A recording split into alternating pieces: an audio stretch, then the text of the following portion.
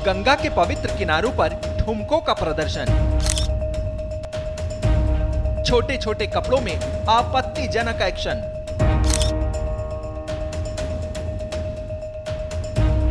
ये नए जमाने का रील्स वाला नशा है जो आजकल ज्यादातर युवा पीढ़ियों के सिर पर सवार है। रील्स बनाना कोई बुरी बात नहीं है, लेकिन रील्स कहां और कब बनानी है इसकी मर्यादा जरूर होनी चाहिए। लेकिन धर्म और अध्यात्म की नगरी ऋषिकेश से आई इन तस्वीरों को देखकर लगता नहीं है कि यहाँ किसी भी धर्म की मर्यादा का पालन हो रहा है। देखिए, लगभग आधे कपड़ों में ये युवती रील्स बनाने में मस्त है।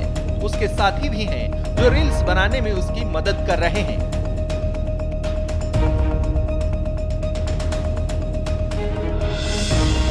इन तस्वीरों को देखकर आप कह सकते हैं कि धर्म, कर्म और अध्यात्म की नगरी में आधुनिकता की अश्लील नुमाइश हो रही है।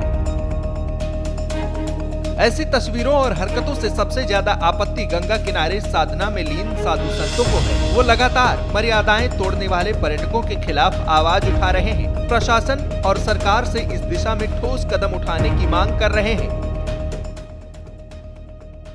उर्दंग लोग जैसे राफ्टिंग करते हुए जाते हैं, लड़के लड़कियों के बैच, भले वो कॉलेज का हो, कहाँ की हो पता नहीं, अब नशा में है कि अर्ध नशा में है, तो यहाँ से कुछ ना कुछ शोर मचाए जाएंगे।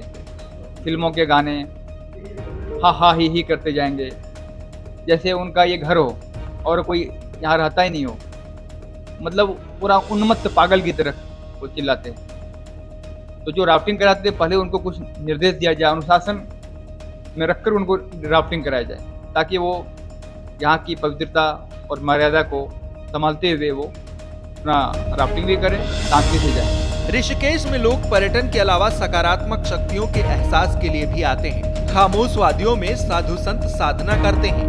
गंगा किनारे संतों का डेरा है। ऐसे में अगर इस तरह की रील रिवायत यहाँ होगी तो विरोध के सुर तो उठेंगे ही।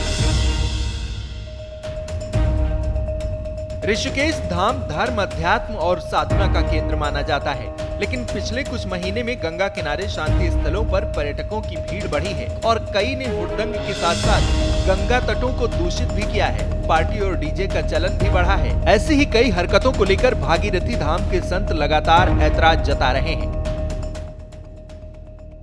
जैसे कि अब ये देखा जा रहा है कि ऋषिकेश है, ये वैदिक पौराणिक काल से चला आ रहा है। शास्त्रों में इसका बखान है कि यहाँ पे अनादि साधु संतों ने, अनेकों साधु संतों ने यहाँ तपस्या की, साधना की।